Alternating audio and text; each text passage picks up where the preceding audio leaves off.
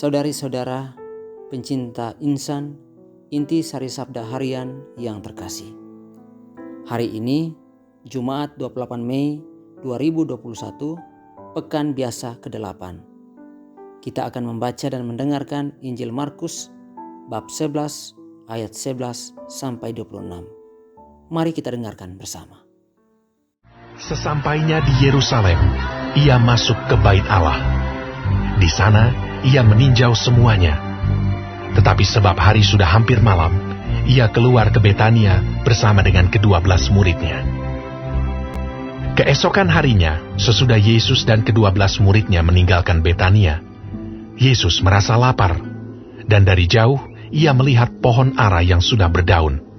Ia mendekatinya untuk melihat kalau ia mendapat apa-apa pada pohon itu. Tetapi waktu ia tiba di situ, ia tidak mendapat apa-apa selain daun-daun saja, sebab memang bukan musim buah ara. Maka katanya kepada pohon itu, "Jangan lagi seorang pun makan buahmu selama-lamanya." Dan murid-muridnya pun mendengarnya. Lalu tibalah Yesus dan murid-muridnya di Yerusalem. Sesudah Yesus masuk ke Bait Allah, mulailah ia mengusir orang-orang yang berjual beli di halaman Bait Allah. Meja-meja penukar uang dan bangku-bangku pedagang merpati dibalikkannya, dan ia tidak memperbolehkan orang membawa barang-barang melintasi halaman Bait Allah. Lalu ia mengajar mereka, katanya, "Bukankah ada tertulis, rumahku akan disebut rumah doa bagi segala bangsa? Tetapi kamu ini telah menjadikannya sarang penyamun." Imam-imam kepala dan ahli-ahli Taurat mendengar tentang peristiwa itu, dan mereka berusaha untuk membinasakan dia, sebab mereka takut kepadanya, melihat seluruh orang banyak takjub akan pengajarannya. Menjelang malam, mereka keluar lagi dari kota.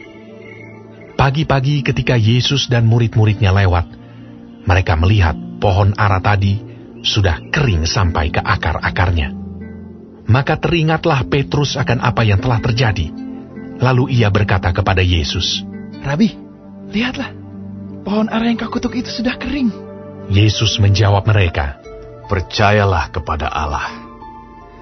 Aku berkata kepadamu, sesungguhnya barang siapa berkata kepada gunung ini, beranjaklah dan tercampaklah ke dalam laut, asal tidak bimbang hatinya, tetapi percaya bahwa apa yang dikatakannya itu akan terjadi, maka hal itu akan terjadi baginya. Karena itu aku berkata kepadamu, apa saja yang kamu minta dan doakan, percayalah bahwa kamu telah menerimanya, maka hal itu akan diberikan kepadamu.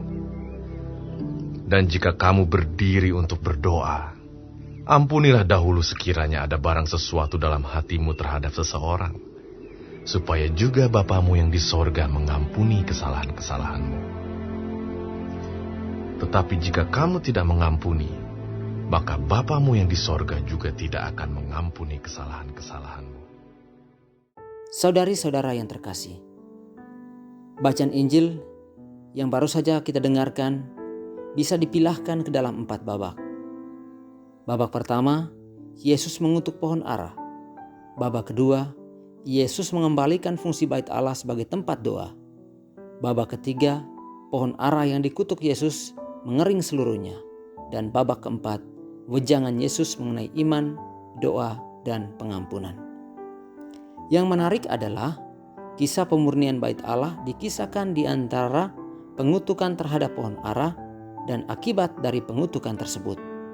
Karena itu, kali ini saya hanya fokuskan permenungan pada tindakan Yesus terhadap Bait Allah yang telah disalahgunakan oleh orang-orang Yahudi di Yerusalem. Yesus mau mengembalikan fungsi Bait Allah sebagai tempat berdoa. Bait Allah adalah tempat orang-orang Yahudi beribadah di Yerusalem. Tempat suci ini menjadi tempat orang Yahudi bertemu dengan Tuhan yang berdiam di dalamnya. Dalam bacaan tadi, fungsi ini tidak kelihatan. Tempat itu justru dijadikan sebagai sarang penyamun. Yesus mau mengembalikan pada fungsinya yang semula, yakni rumah kediaman Tuhan dan tempat perjumpaan dengan umatnya. Imam-imam kepala dan para ahli Taurat tidak menyukai tindakan Yesus, tetapi mereka tidak bisa berbuat apa-apa terhadapnya. Bahkan disebut seluruh rakyat terpikat. Saudari-saudara yang terkasih, apa pesan buat kita? Tempat-tempat ibadah yang telah dibangun biasanya dikonsekrasikan atau dikuduskan atau dikhususkan menjadi wadah perjumpaan manusia dengan Tuhan yang diimaninya. Tempat-tempat tersebut sudah dianggap sebagai tempat yang sakral. Kegiatan-kegiatan yang pantas dilaksanakan di sana adalah ibadah dan doa. Jika tempat-tempat itu digunakan untuk keperluan lain, maka perlu dimurnikan seperti yang telah dilakukan Yesus dalam bacaan Injil tadi. Perjumpaan dengan Tuhan dan perjumpaan dengan sesama yang beribadah kepada Tuhan adalah tujuan pokok dari tempat-tempat ibadah yang telah dikhususkan untuk itu. Jika kata-kata atau tindakan yang terjadi di dalam tempat ibadah tidak terarah pada maksud dan tujuan ini, maka bisa dikatakan sebagai pelecehan terhadap fungsi rumah ibadah. Tempat itu adalah tempat suci. Saudari-saudara yang terkasih, sedikit sentuhan buat kita. Paus Fransiskus pernah berujar begini, gereja harus menjadi tempat rahmat yang diberikan secara bebas, di mana setiap orang dapat merasa disambut, dicintai, diampuni, dan didorong untuk menjalani kehidupan yang benar. Sebab di mana ada kebenaran, di situ ada harapan. Di mana ada harapan, di situ ada cahaya kehidupan dari Tuhan. Tuhan memberkati.